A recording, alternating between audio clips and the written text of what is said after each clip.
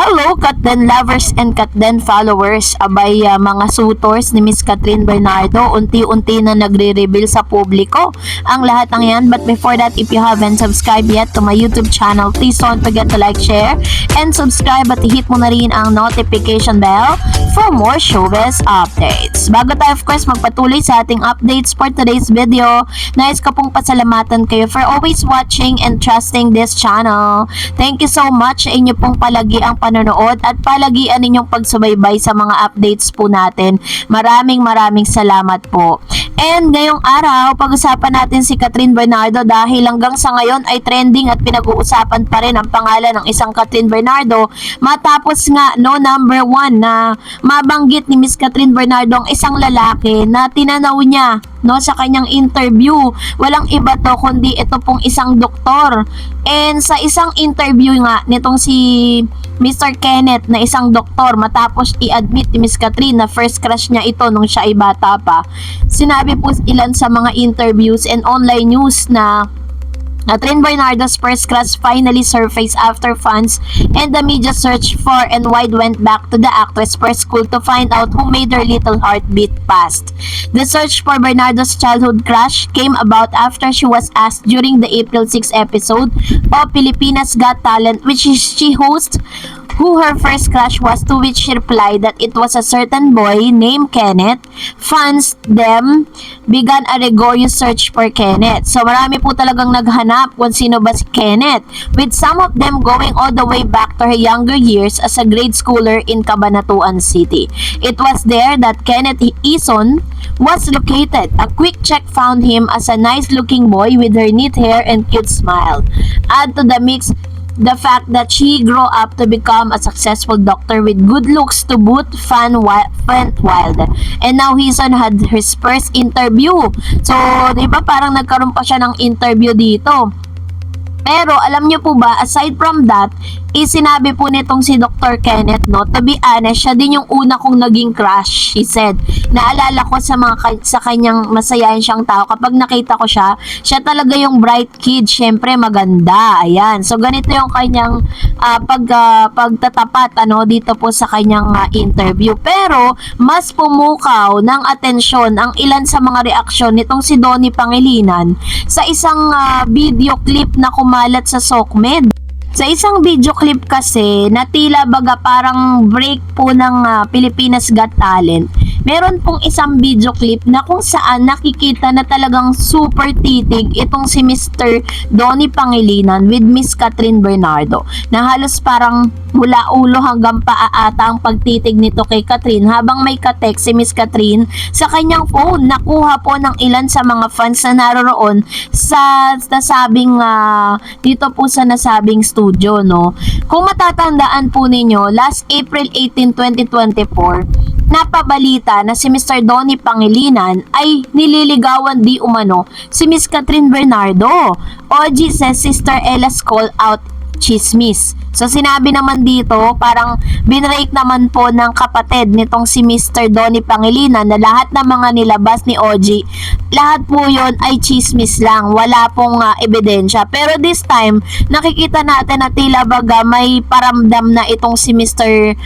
Donnie. Pero according po sa ilang mga source na parang tinawag ni Miss Catherine Bernardo na bro itong si Donnie Pangilinan, katulad ng pagtawag niya sa ilang mga friends niya. Kapag tinawag niya kasing bro yan, ibig sabihin hanggang dun lang yung pwede niyang may offer, diba?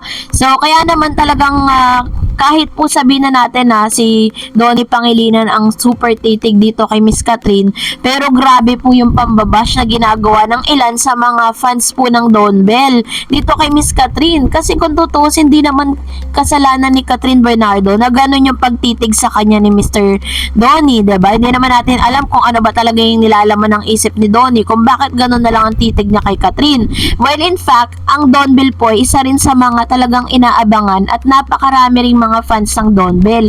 Kaso nga lang, hindi lang talaga sila nabibigyan ng chance pa na magkaroon ng parang hindi pa nagkakaroon ng yung big break talaga. Yun talaga masasabi mo magkakaroon ng breakthrough yung kanilang tambalan. Dahil sabi nga parang mas nagiging effective kasi ang isang love team kapag po na uuwi sa totoong relasyon, 'di ba? So yun po kasi yung parang connotation dito sa Pilipinas na kailangan maging magkarelasyon kayo para talagang tangkilikin kayo ng maraming tao, 'di ba? So dahil po dyan, kung ano-ano po mga negatibong salita ang natatanggap ni Miss Catherine Bernardo towards sa fans po nitong si Mr. Donnie at Bel Mariano. Pero mas talagang ikinukumpara rin naman itong si Mr. Alden Richards, no, yung way kung paano niya patuloy na nililigawan si Miss Catherine, kasi ito po yung mga suitors niya na sinasabi ng ilan na parang although may mga cut din po ngayon na hindi na talaga sila umaasa kasi according nga sa ilang mga parang columnist, no, na parang dito mo malalaman kung sino talaga yung mga loyal fans. Kasi may mga fans na parang pangkilig lang pala, no? Mas susuportahan lang nila yung isang love team kapag kinikilig sila. Pero pag wala na sila nakikitang ayuda, ayaw na nila.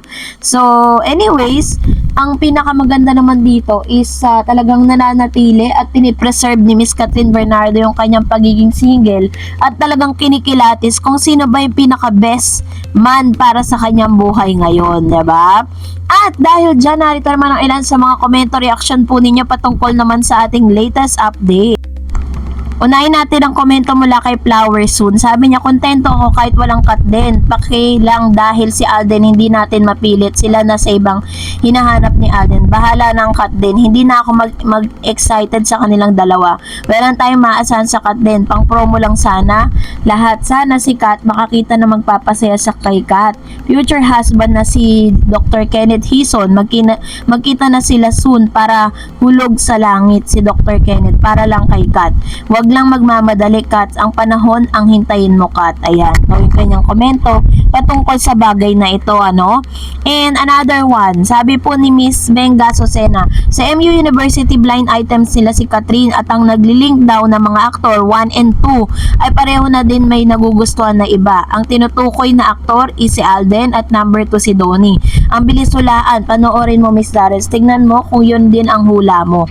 Ayan, so hanapin ko po yung video na sinasabi po ninyo para po talaga ma-check natin kung yun ba talaga yung tinutukoy sa blind item na yun. Another one, sabi ni Miss Teresita Segundo, walang nangyari sa Kat din, masakit sa pakiramdam. Sabi ko na ibang hinahanap ni Sir si Kat. Nakakailang boyfriend pa lang at tumagal ng 11 years. May kita mo na iba siyang makipagrelasyon, may loyalty. Pero yung iba dyan, di alam ko anong gusto. Siguro nakarelasyon niya 5 girlfriend na walang nag-success. The latest still nga, sabi ko na sabi niya.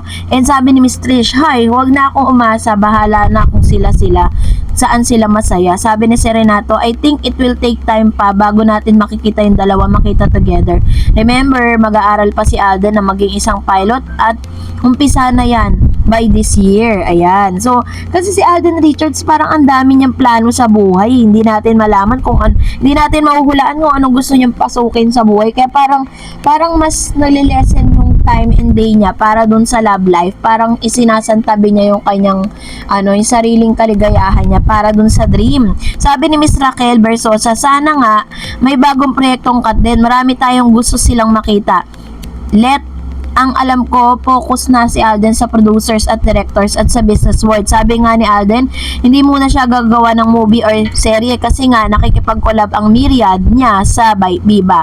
So sa producer siya, yung mga concert at producer din siya ng movie, doon muna siya mag-focus. Yun sa kanila naman ni Catherine, na pag-uusapan na nila yan ng pribado, wag na natin pakialaman ang mga love life niya, matatanda na sila at nasa tamang edad na. Sabi ni Miss Annabel Gardner, well, wait na lang tayo ng good news kung meron na silang project yung Kat din, nakakamiss din yung tandem nila. Sabi ni Miss Alice Calisin, yes, abangers mga Kat din, continue to support. Yan, ito naman yung kanyang komento with regards to this. No, so yun din po yung gusto natin mangyari, maganap, 'di ba? Hindi lang natin alam kung 100% may supporters pa rin po ang Kat din kasi syempre, 'di ba, parang parang feeling po ng ilang mga Katden fans tayo na fail tayo ng Katden, pero syempre wala naman tayong karapatan na parang pangunahan kung ano magiging desisyon nila. So that's it for today. For more videos and updates, please don't forget to like and subscribe, and please don't forget to follow my Facebook page, Dar Eds TV. God bless everyone.